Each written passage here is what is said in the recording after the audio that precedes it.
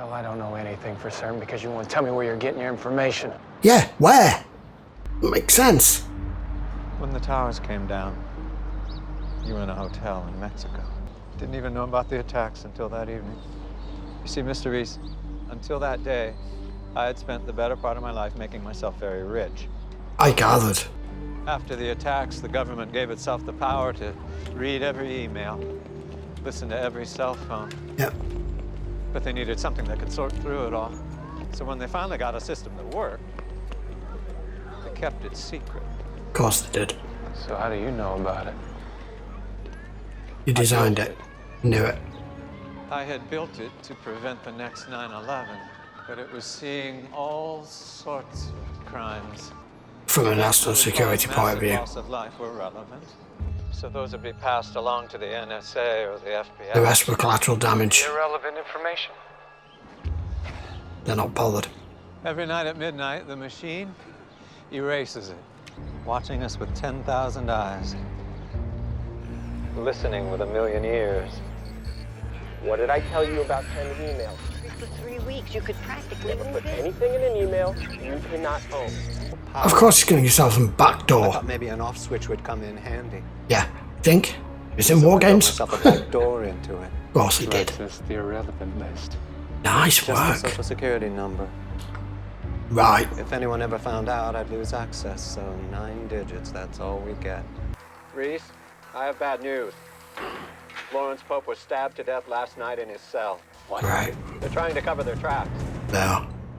I don't think that's been done before. To meet. Remsen and Avenue D and Canarsie, 20 minutes. Finch, it's happening now. Hello? I think she may be part of this, actually. You can keep me waiting, Stills? We don't have time for this. What's your problem? Pope is dead.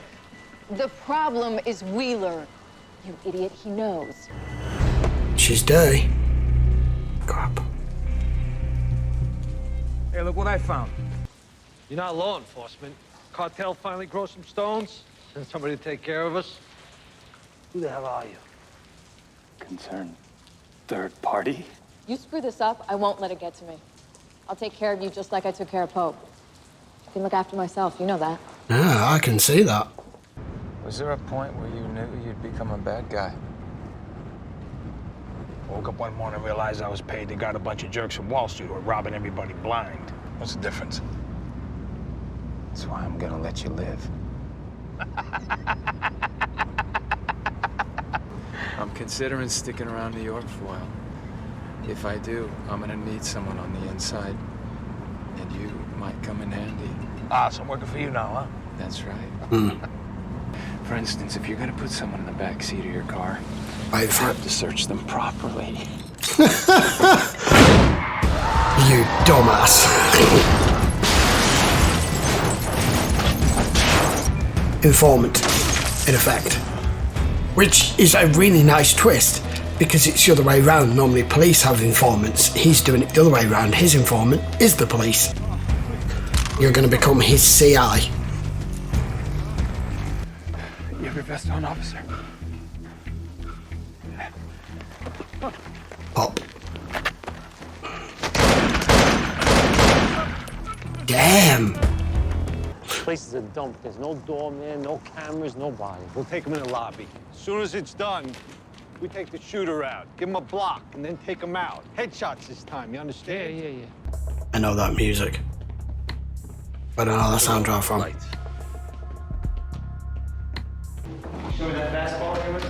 Damn, he's got his kid with him. What a waste. You bastards don't.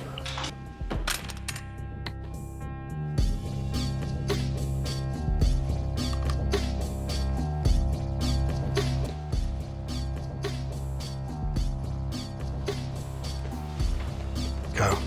Go, go, go. Let him go. My friends and I go to jail.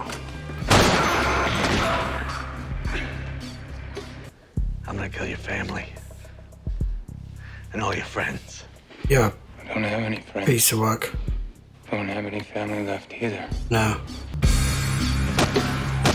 Yeah, don't blame me. Why don't we have the defendant tell you in her own words? Let's listen to the 911 call she made. And hey, take care of Wheeler tonight. Still, you screw this up, I won't let it get to me. I'll take care of you just like I took care of Pope. Took care of Like you. after myself. You know that. No one knows you're involved. I took care of that. Besides, I'd be too busy looking for stills. Is that where he is with his protection? No, Lionel. He's in the trunk. Where am I going? Oyster Bay. Where no one's gonna find him for a long, long time. The numbers never stop coming. You should know that up front. We have more in common than you might think. The world thinks we're both dead, for starters. What changed your mind? Let's just say you're not the only one that's lost someone. If you want to leave, I'll give you enough money to get as far as you need. I said I'd tell you the truth.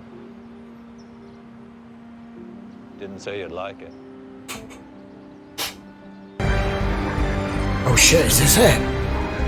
Oh my god, look at all the databanks, servers. Holy Christ, you built that? So, let me get this right. He was an eccentric millionaire, billionaire, whatever, he's rich. And then after 9/11, he was obviously recruited by whoever, and I say FBI, whoever it is, to build this machine.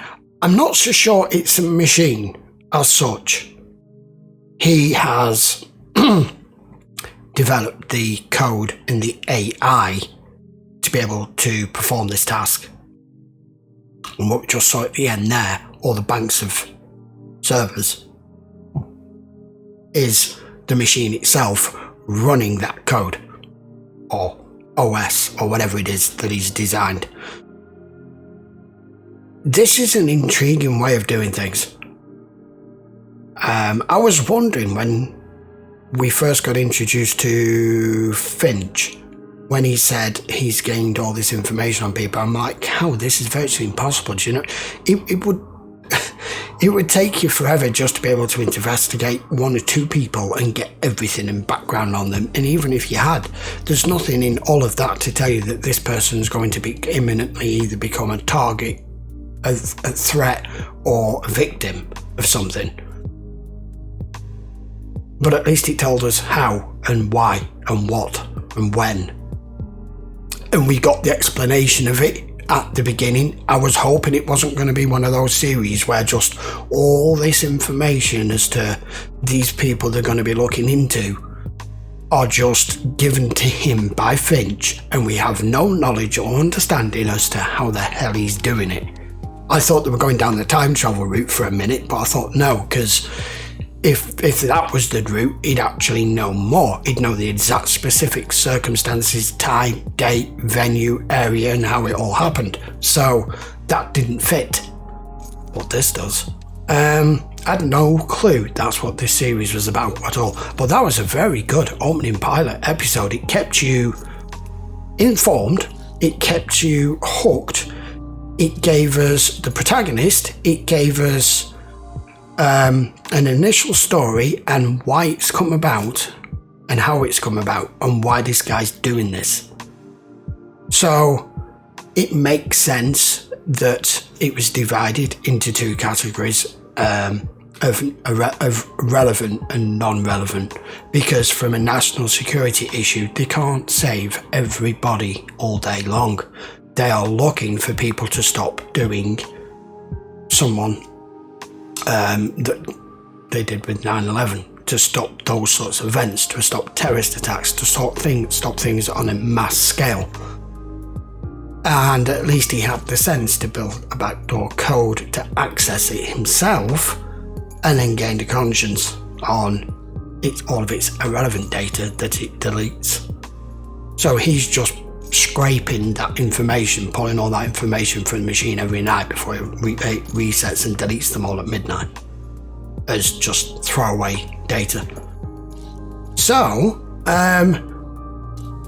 I have no idea who this Reese guy was. I'm expecting we're going to get a lot more background information on him. We already know he's lost someone, and why he lost them, how he lost them and where he was when it happened. They're never around, so that's the guilt part. And then Finch has said that he's lost someone too. So I am very interested as to how complex and complicated this is going to become.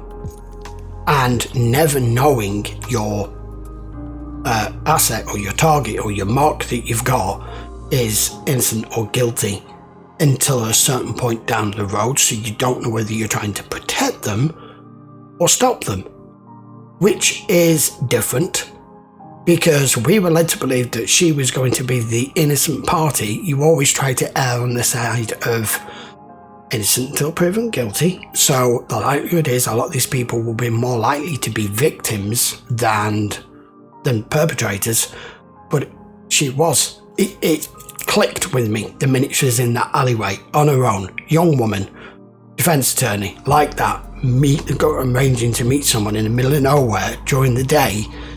You're not frightened, you're not scared, you're in charge. So I grabbed that straight away there. That was kind of a little bit obvious, but other than that, I really enjoyed that opening episode and it set it up perfectly. So there you go, episode 1 of Person of Interest. We will be back with episode 2 in 2 or 3 days. There's going to be 2 episodes a week on pre-release and on Patreon, and then eventually it's going to move over to YouTube as well, but it's going to be a couple of weeks behind on there. So if you enjoyed the episode, by all means guys, please give the video a thumbs up, post your comments down below. I've heard from a lot of people that this is one of your favourite series. I can already see why a lot of you were interested in it, because a pilot episode has to really grab you in to get you any further down the line, and that did exactly what it should do, and not withhold obvious questions that you're going to have right from the beginning, like how do you know this? Don't have me training through an entire season of something before you answer the very first main question that you pose to the viewer, you know? Right, see you for episode 2 in a few days time. Until then guys, hope you enjoyed the video. I'll see you for the next one. Take care.